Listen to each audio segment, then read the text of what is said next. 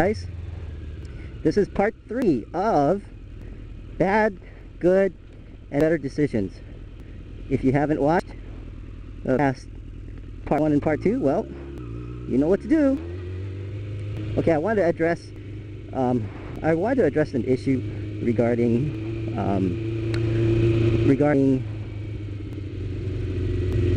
me being a man and me having a male viewpoint on decision making, as opposed to a female having a feminine point of view about well, anyway, what I want to say was, I want to tell you guys that I'm a man, so I can't say I'm qualified to give a woman's point of view, but what I will do is use some of my qualifications. I believe I understand women fairly well, and that's coming from a man. But here's the deal: I was raised by my grandmother, and I was raised by my mother, and I was raised by I raised 2 girls. When I was 10, I raised my 5-year-old sister, and when I was 23, I raised my another 4-year-old sister. Yes, I have a sister that is I have one sister that's 5 years younger or 6 years younger, and I have another sister that is 19 years younger. So I was raised in a female environment, and I had raised 2 females. So I'm uniquely qualified, I believe, that I really understand a lot of the things that the women go through and women feel. But for those that make that comment, well, you're not a woman, so how can you comment as a woman? That's true, and but I can say I have things that make me uniquely qualified to make commentaries from a man's point of view, how decisions and judgments should be made. So for those that think, well, this guy is just a chauvinist, a male chauvinist, he's all about male power. For you feminists out there, I put that out to say, no, it is not true. I don't agree with what you say, that I'm a chauvinist, or think that I'm all about a gender-specific point of view, point of decision-making point of view. So, okay, so I'm just going to put that out there, okay? Now, a lot of people have asked, well, how did you get, how did you get this knowledge? How did you end up where you are? How did you figure it out? Well, I can say this, okay? When I was younger, I think I was 12 or 13, maybe 14, I had prayed to God, and I asked for wisdom.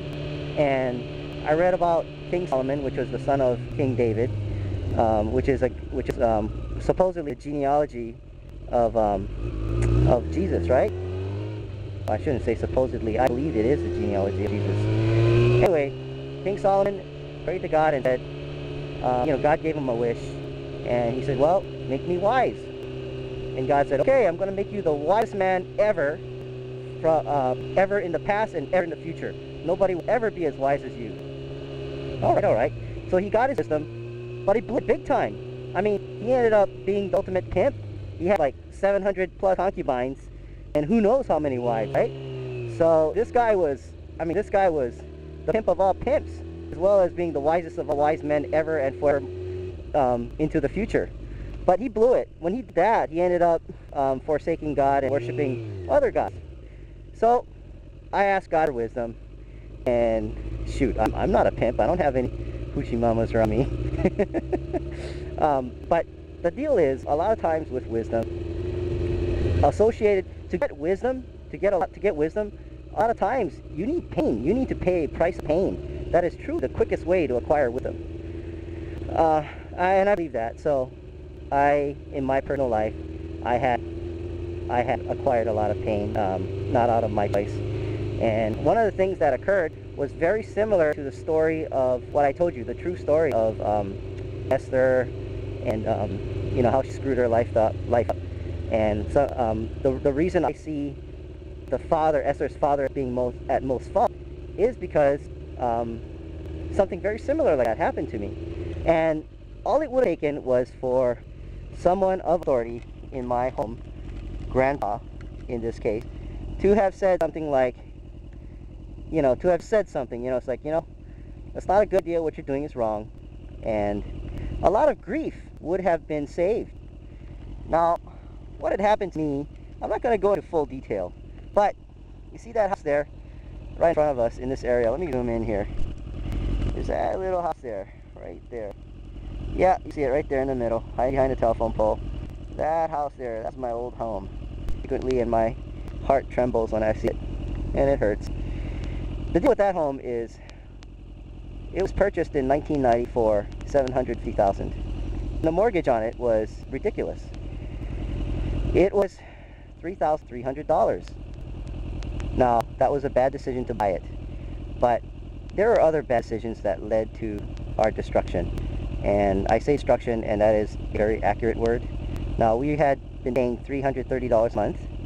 The insurance on it was $100 a month for fire, $100 a month for hurricane insurance, $100 a month for just general insurance, homeowners insurance. It was $300 for water. It was another it was another $300 a month for electricity. It was land tax was $100 a month. I mean, when it was all said and done, I mean, we had to pay our car insurance. Our cars were paid for, but we had to pay our car insurance each. We had medical insurance, but in the end, just to break even, we ended up spending about $5,500 a month, close to $6,000 if you count food. If we didn't have, I mean, it's not counting food, $5,500 a month. So it's close to $6,000. Now, that's after tax dollars. To say that it is $6,000 not really that accurate, because you have to really make about $8,000, and to make $8,000, Uncle Sam or the government takes a tax, takes his cut. So really, you have to make about $8,000 to pay $6,000 in after-tax dollars, right? So really, we did that for 11 years, okay? And we lost the home. We lost it. Okay, now, somebody had asked me, well, what are you talking about when you say you're making up for lost time? Well, that's exactly what I'm talking about. I worked my tail off. I didn't go around dating. I didn't go around, I didn't really have that much fun, because I was embarrassed to let friends know that. I just didn't have money for dinner. You know, all this money was going to this one place, and it sucked. It sucked royally. And what I wanted to say about that was,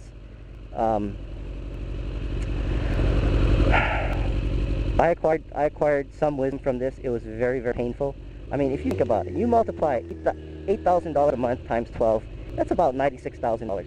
You multiply that by 11 years, 12 years, that's $1 million easily. And that's not including the $250,000 down payment, okay, or more or greater, okay. So you can imagine, this came at a tremendous price, incredibly tremendous price. All right. Now, with that said, I acquired my wisdom, or I became the person I was, and it had cost a lot of money, okay? Not by my choice, it was somebody else's choice, but ultimately I had to be the one to stick it out and pay the price. And that was the combined income of me and my mother, borrowing money from my grandmother and from friends, and it was just awful, okay? We had foreclosed on the home in 2001. I can't remember, it's a blur. But the deal is, you know, I wanted to take Esther's example, because, you know, you can extract, whenever there is tragedy and great grief, you know, you hear about these stories and then you just shrug and let it go. But you need to take those life examples, and you need to take it in and really analyze it and really break it down, because there's like hidden jewels, hidden diamonds in there, and it will tell you, I mean, you can extract some incredible lessons from those things. And so really, this is, you know, this is like, I mean, I don't have to air out my dirty laundry. I don't have to tell people about my personal baggage, you know, my personal life. I don't have to tell people about the things that I'm embarrassed about. But I chose to, because it's a gift. I feel that I want to give this to someone out there. I want to give this opportunity to someone that is able to take this, learn from it, and avoid the mistakes that had occurred in someone else's life, Esther's and mine, okay? So, and really, you know, you can't force somebody to accept a gift. If somebody doesn't want a gift, no matter what you do, you can't force them to take it, okay? Gift must be voluntary. A gift must be something that is, you know, accepted with free will. You know, I can't give you something and say, hey, take it. This is a gift from me. And if you don't want it, you don't want it. That ain't happening. You're not going to take it, right? So please consider this gift. It is a treasure, I believe. I mean, somebody had to pay for it. I did. I paid for this. And S paid dearly for her problem. But the jewel, the piece of knowledge that you can extract from it is free to you. Take it. You know, you might want to argue about, well, you know, I disagree, and that's fine. But you need to remember, too, that the mindset of the male in society has been diluted. You know, I'm coming from a very different point of view. Think about it. Think about the opportunity that is presented to you. And think about, what am I going to say? Think about, there's a possibility that you can save somebody else's life. Now, it takes just a very subtle shift in mind thinking, in thinking, well, who's at fault and who has most responsibility. It takes a very subtle shift, but the result is dramatic, okay? So there it is, and now you guys understand, now you guys see, you know, in my previous videos, I was just, I was a college kid just fooling around and having fun. And for the most part, that's what I do and what I enjoy doing. That is me. That is a piece of me. But the other part of me, there's a big part of me that has paid a dear price, and I've come a long way. I've had it pretty rough, and these hurts, I try to extract what utility I can out of them. And when I find somebody else that is hurt, I take these examples out and I share it with them. And they can relate to me, and I can relate to them, and I help them out whenever I can, or whoever it is, you know. But for the most part, yeah, I'm having fun, and that's what I'm putting up on my YouTube videos. I don't necessarily go into the serious side because I can't go on the deep end. I really can go on the deep end. You know, this makes me curious. Now I really want to find out what this is all about. This thing. I'm very curious.